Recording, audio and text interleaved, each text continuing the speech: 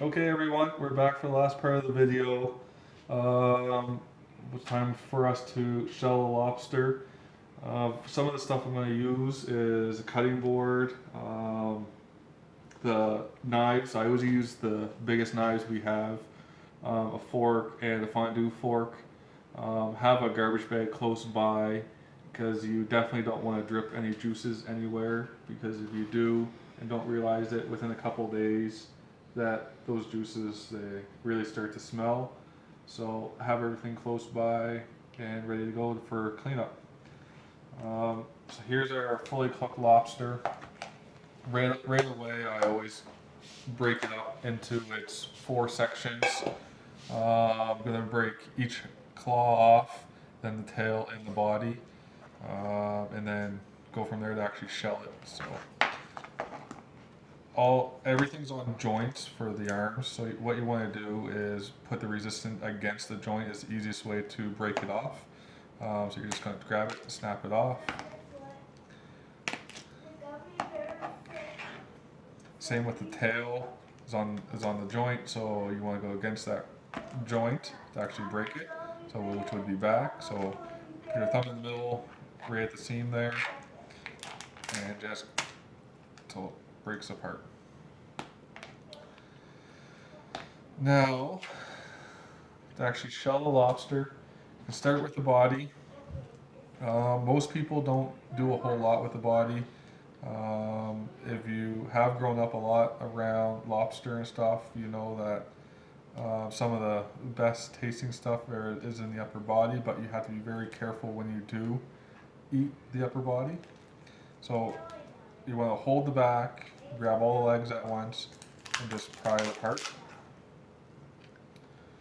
Now in here,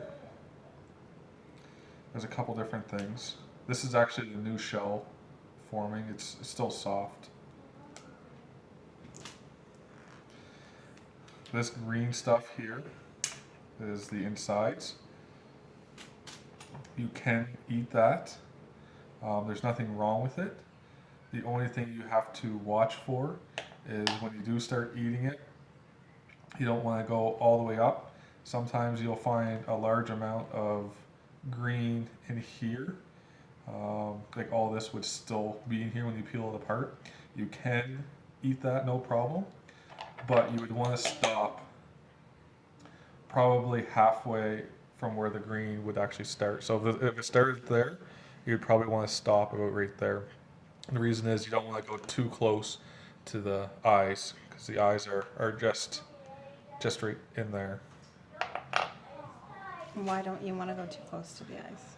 because there's bacteria. Okay. But this is here is all safe to eat. Another area of the lobster that a lot of people don't eat,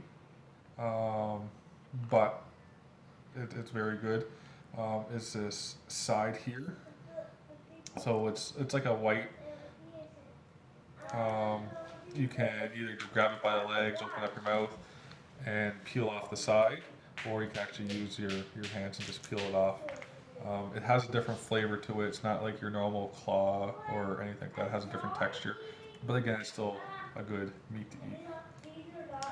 For the legs don't have a whole lot of meat in them. They do have a little bit, but they have a very nice flavored juice in them. So if you just break your legs off, hold your leg, and then put the entire leg in your mouth, and then kind of squeeze it with your front teeth and pull out, we'll get that meat and the juice out for you.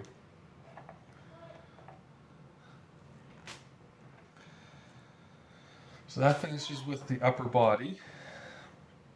Next, we can move on to the tail. Take these bottom legs off. Tails are really easy to open. So what you want to do is you want to break this entire inside here. So if you hold it in your hand and squeeze together, we'll break that inside. And then you just hold it and that'll separate it.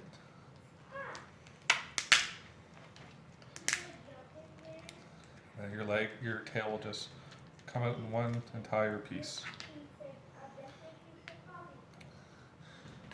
Chances are you will probably have, if you have a female lobster, this time of the season, you probably will have eggs in it.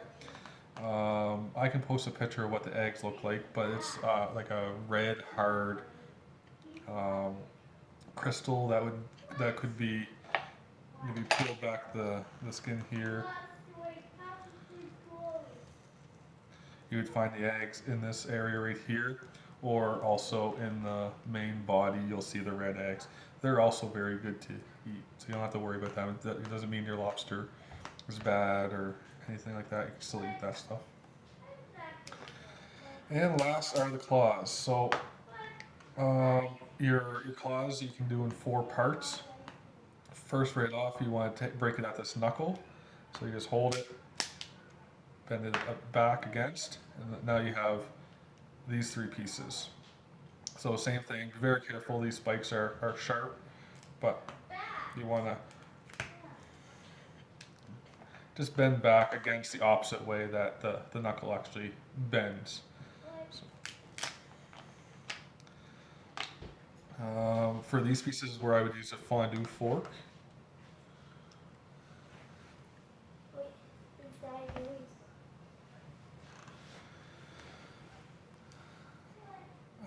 You can reach in and grab out the meat with your fondue fork. Works very well.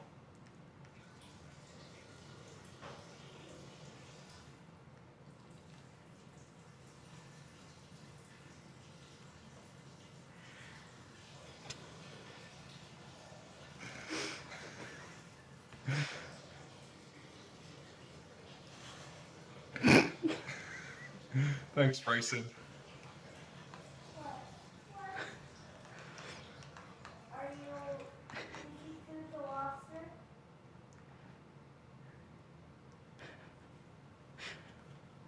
A little time consuming to get the meat out of these actual knuckles, but it does come out.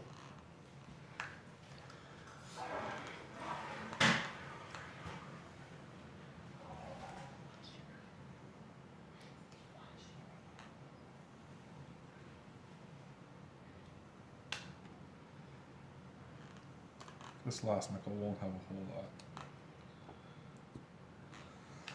lot. Now your claw. Same with your claw, you're going to grab 2 pieces, bend it the opposite way, separates it really easy. This one, most times you won't have to actually cut it to get the meat out. If you do, we'll cut it just like you'll cut the main claw.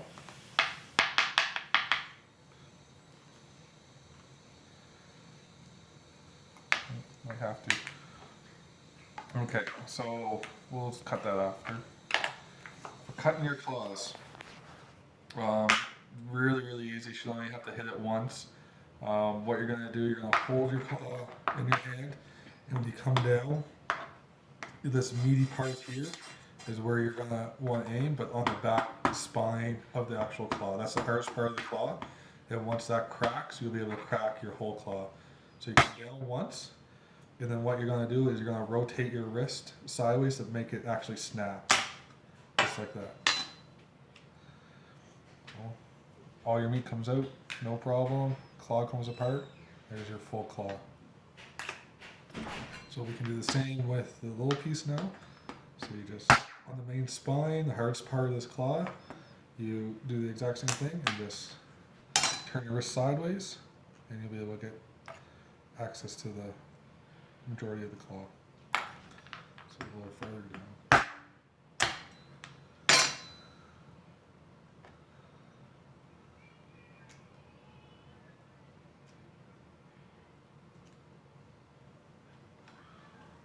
Then we'll do the exact same thing with this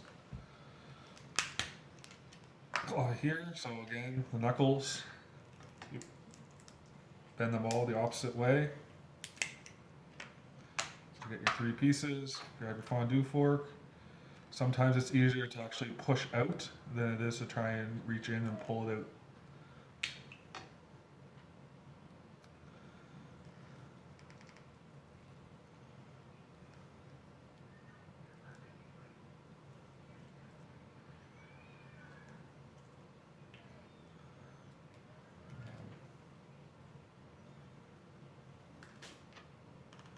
the last knuckle.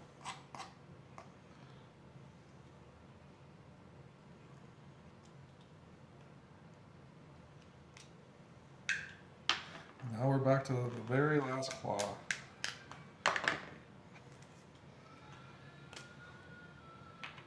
can try pulling this out. Might have to cut this one also.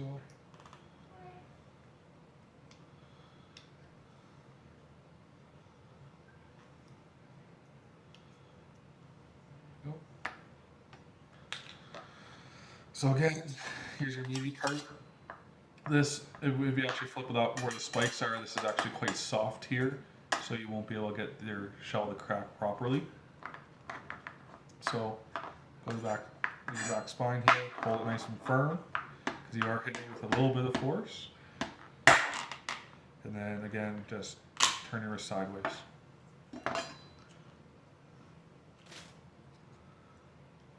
There's your claw. And that is my video of how to shell a lobster. If you have any other questions, feel free to message me, Melissa, or Heather, and I'm sure one of us will be able to help you out. Thank you very much.